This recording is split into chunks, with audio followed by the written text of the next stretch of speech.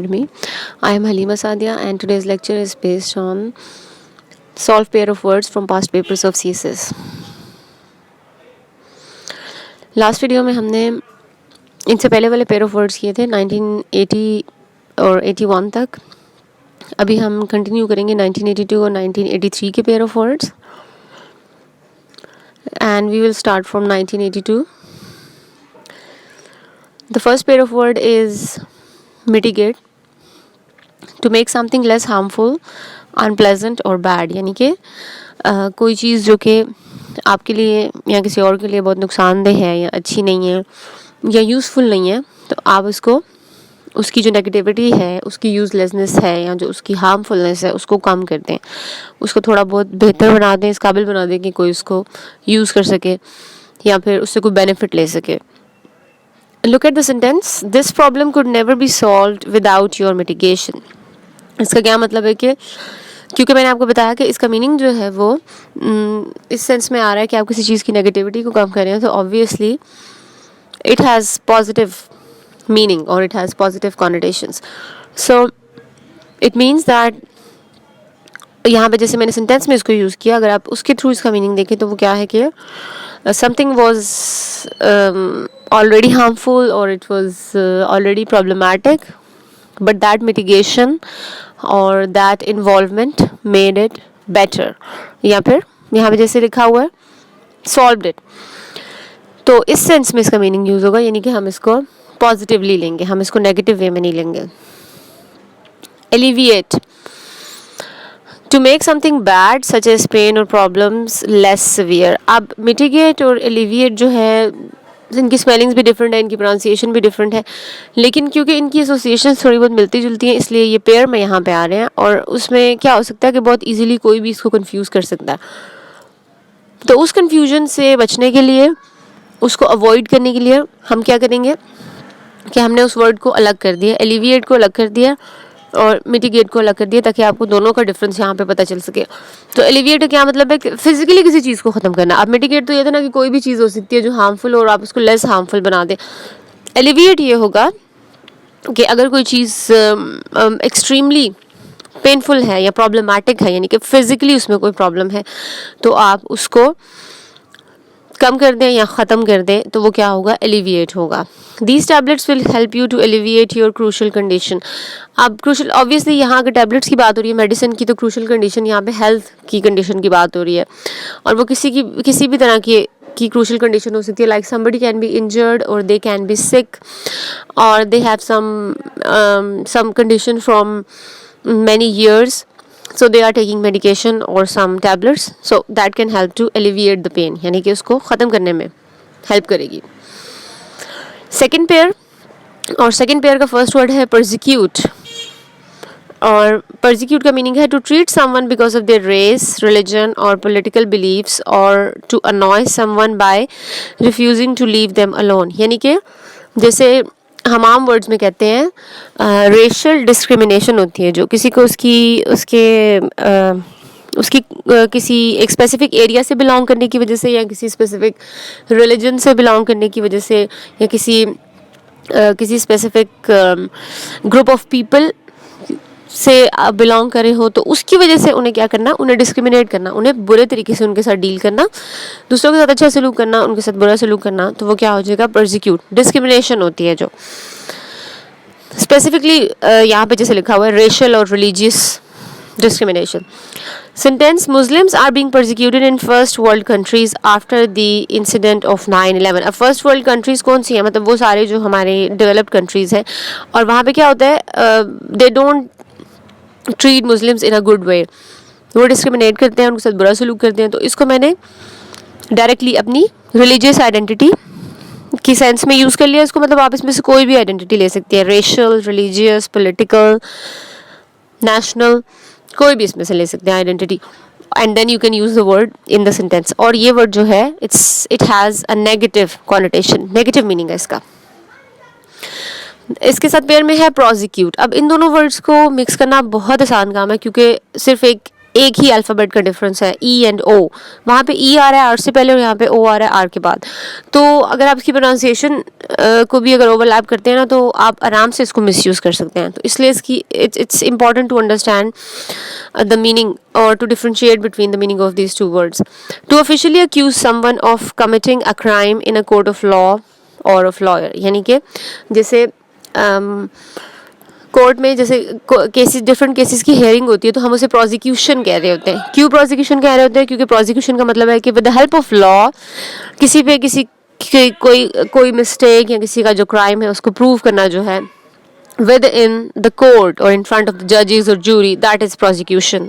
And अगर prosecute है तो आप मतलब हम इसका वर्ड को मोल्ड करके भी यूज़ कर सकते हैं ना। प्रोसिक्यूट से हम प्रोसिक्यूशन भी यूज़ कर सकते हैं या प्रोसिक्यूटेड भी यूज़ कर सकते हैं या prosecuting, प्रोसिक्यूट्स।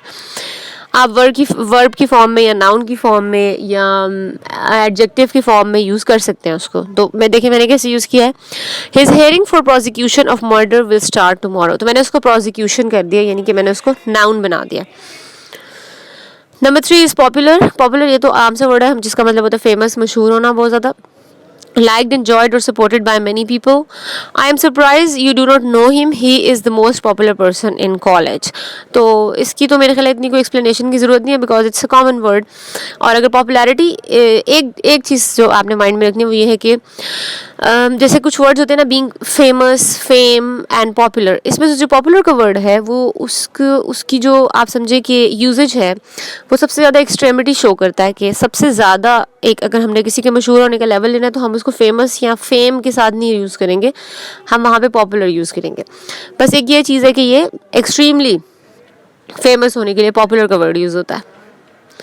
Now you have populace. अब पॉपुलस को हम पॉपुलर के साथ मिक्सअप नहीं कर सकते। The ordinary people who live in particular country और प्लेस, मतलब आम लोग, जैसे आम पॉपुलेशन होती है जैसे हम लोग हैं सब। The populace here is friendly and really social, यानी कि जो यहाँ के लोग हैं, आम रहने वाले लोग हैं, लोकल लोग हैं, they are friendly and social. So इसकी एज सच कॉन्नोटेशन ना तो पॉजिटिव है नेगेटिव भी नहीं है, इट्स न्यूट्रल। आप पे डिपेंड करता है कि आप इसको कैसे यूज़ करते हैं। मैंने यहाँ पे इसको पॉजिटिवली यूज़ किया। Compliments, that is number 4, admiration और रिस्पेक्ट, जैसे किसी की तारीफ़ करना या किसी को अच्छे कमेंट्स देना, उनकी किसी एबिलिटी को, किसी क्वालिटी को सराहना, अप्रिशिएट करना, that is compliment. The compliments given by the board of directors on my presentation mean a lot to me. अब obviously ये एक पॉजिटिव वर्ड है तो आप इसके इसी तरह से सेंटेंसेस बना सकते हैं जैसे मैंने लिखा है कि like the board of directors gave compliments on some presentation। आप इसको डिफरेंट कर सकते हैं, like किसी के साथ भी यूज़ कर सकते हैं, given by people और given by teachers और given by friends। तो वो compliment कहीं पे भी यूज़ हो सकता है और किसी के लिए भी यूज़ हो सकता है। Now you have compliment. अब वो आई के साथ था, ये ई के साथ है। नाउ दे आर होमोफोन्स, यानी कि इनकी जो साउंड है वो सेम है। फोन का मतलब होता है sound, so they are homophones, which means they have similar sound or similar pronunciation। so इनको confuse करना बहुत आसान है।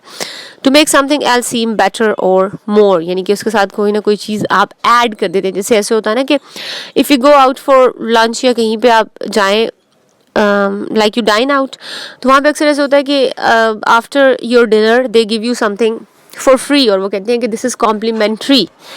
तो ये वही वाला कॉम्प्लीमेंट है कि एक चीज़ ऑलरेडी एग्जिस्ट कर रही है, आप उसके साथ कुछ ना कुछ और ऐड करते हैं और वो भी पॉजिटिवली ऐड करें, नेगेटिवली नहीं। There is a complementary way of solving this problem, you must try it, which means that there is a better or there are more ways of doing this work, but you need to listen to someone or you need to try them. Number 5, excite, to make someone have strong feeling of happiness and enthusiasm। जैसे excitement होता है, बहुत ज़्यादा खुश होना, जोशीला होना किसी चीज़ के बारे में, बहुत ज़्यादा पैशनेट होना। You can see how excited I am for having this new project। तो ये तो पॉजिटिव वर्ड है और ये बहुत ज़्यादा यूज़ होता है। It has so much common usage। Insight, अब वहाँ पे एक्स लिखा हुआ, यहाँ पे इन लिखा हुआ, दोनों में सिर्फ इतना डिफरेंस है।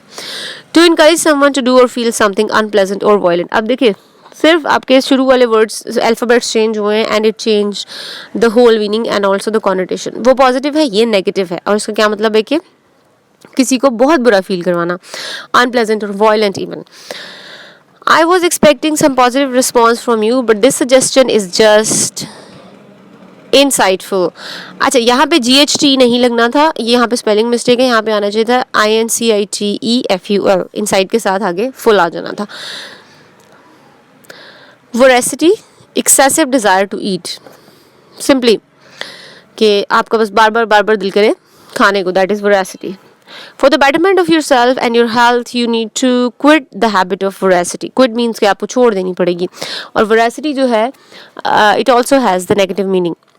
Because excessive eat to desire ये कोई अच्छी habit नहीं होती, it's a bad habit. Then you have veracity. अब इसमें E आ गया, वहाँ O था, यहाँ पे E आ गया। The quality of being true, honest or accurate. अब वो negative quality थी, ये बिल्कुल बहुत positive हो गई। It is your veracity that makes you better than others, which means that it is the quality of you being true, honest and accurate, or any one of them that makes you better than others. तो इसको आप क्योंकि ये positive quality है, तो इसको आप बिल्कुल इस तरह सिंपल वे में यूज़ कर लें, और मतलब इतना कोई कॉम्प्लिकेटेड सेंटेंस बनाने की ज़रूरत नहीं है। Number 7, virtuous.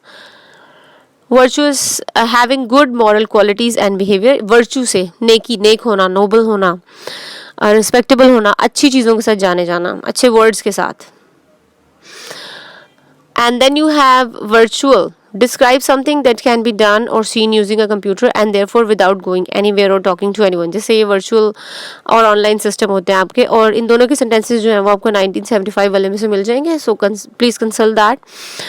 Number 8, exceptional, much greater than usual, especially in skill, intelligence, quality, etc. Exceptional उन लोगों को कहते हैं जिनकी आम लोगों से ज़्यादा जिनमें क्वालिटीज़ मौजूद हों, और ऑब्वियसली वो अच्छी क्वालिटीज़ हों, ऐसी क्वालिटीज़ जिसको सब एडमायर करते हों या फिर अप्रिशिएट करते हों, और वो आम लोगों से ज़्यादा या आम तौर पे इतनी हाई लेवल की क्वालिटीज़ आपको ना देखने को मिले, that is exceptional.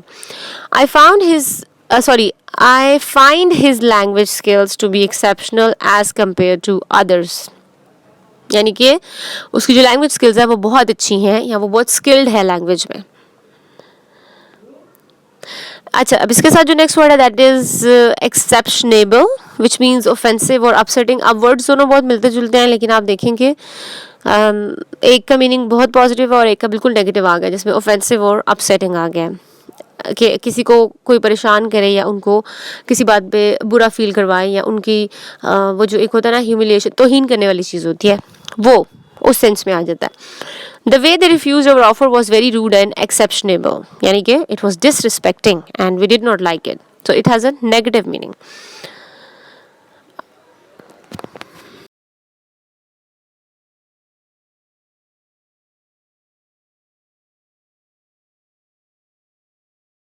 When the royal family came out of castle, people displayed ardor for them, कि उन्होंने अपना enthusiasm, अपना love, अपना passion उनके लिए show किया.